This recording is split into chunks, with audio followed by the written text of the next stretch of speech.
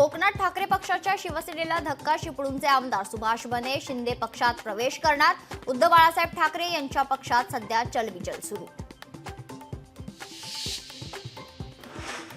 संभाजीनगरमध्ये 313 गावांचा होणार कायापालट. गावांच्या विकासाला मुख्यमंत्र्यांकडून हिरवा कंदील. गावाचा नियोजन आराखडा मुख्यमंत्र्यांसमोर सादर. नांदेडच्या हदगाव तालुक्यात गावकऱ्यांचा धोकादायक प्रवास. तामस ते कांडली रेल्वे स्टेशन दरम्यानचा पूल मोडकळीस. पुलावरून जड वाहनं बंद असल्याने शेतकऱ्यांची ही कोंडी. हिंगोली शहरात पाणी टंचाईच्या अनुषंगाने आमदार तानाजी मुटकुळे यांनी घेतली बैठक. पाणी टंचाईबाबत उपाययोजना करण्याच्या तानाजी मुटकुळे यांनी दिल्या सूचना. जळगावात सोन्याच्या भावात पुन्हा 900 रुपयांची वाढ, तर चांदीच्या भावात 1,500 रुपयांची वाढ. सोन्याचे भाव 88,000वर तर चांदीच्या भावात भावाने 1 लाख पार केलाय. यवतमाळमध्ये आदेश न पोहोचल्याने सोयाबीन खरेदी रखडली. सोयाबीन खरेदी बंद केल्याने शेतकऱ्यांची मुदतवाढ करून देण्याची मागणी.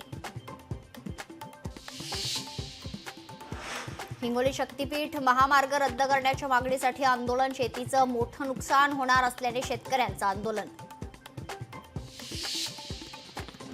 लातूरच्या नगरपंचायत समोर शेतकऱ्यांचं गेल्या 3 दिवसांपासून आमरण उपोषण सुरू. शेतातील कचऱ्याचे डम्पिंग ग्राउंड हटवण्याच्या मागणीसाठी शेतकऱ्यांचं उपोषण.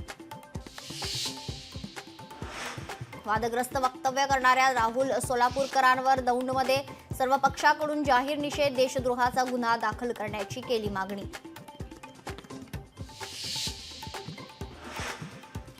जळगावमध्ये दुचाकीच्या डिक्कीतून 2.5 लाखाची रोकड लांबवली. कॅनरा बँक बाहेरील ही घटना. चोरटे सीसीटीव्हीमध्ये कैद.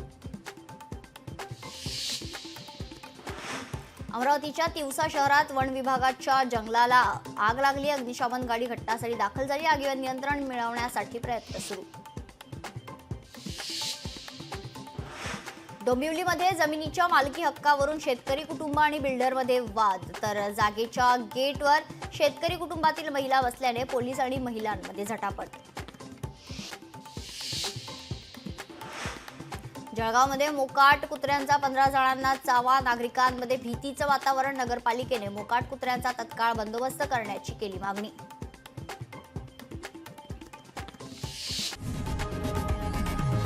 लोकशाही मराठी ऐका, पहा, जागरूक रहा.